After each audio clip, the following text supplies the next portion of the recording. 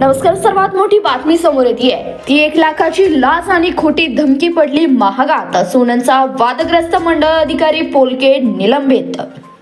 सांगोला तालुक्यातील सोननचे मंडल वादग्रस्त अधिकारी उल्हास पोलके यांच्यावर अखेर निलंबनाची कारवाई करण्यात आली आहे. लल्लन पवार राहणार गळवेवाडी तालुका सांगोला यांना 1 लाख रुपयांचा लाचेची मागणी करून पैसे न दिल्यास खोटा गुन्हा दाखल करण्याची धमकी मंडल अधिकारी पोलके यांनी दिली होती. हे प्रकरण आता मंडल अधिकारी पोलके यांच्यात चांगलंच अंगलट आलंय. तक्रारदार लल्लन पवार यांनी दिलेल्या तक्रारीनुसार मंडल अधिकारी उल्हास पोलके यांनी तक्रारदार यांचे जेसीबी मशीन बेकायदेशीररित्या आपल्या ताब्यात घेऊन लल्लन पवार यांच्याकडे 1 लाख रुपये लाचेची मागणी केली होती.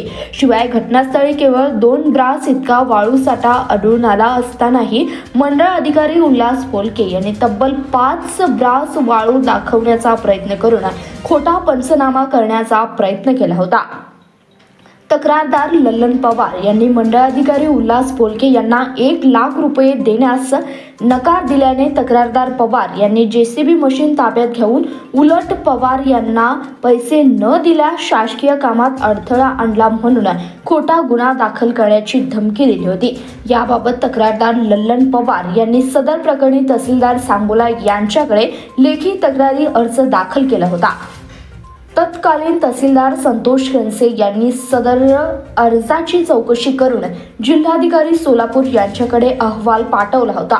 या अहवालानुसार जिल्हाधिकारी सोलापूर यांनी कर्तव्यात कसूर करून अधिकारांचा गैरवापर करणाऱ्या वादग्रस्त मंडळ अधिकारी उल्हास पोलके यांच्यावर निलंबनाची कारवाई केली आहे. धन्यवाद. पाहत रहा CBS न्यूज मराठी.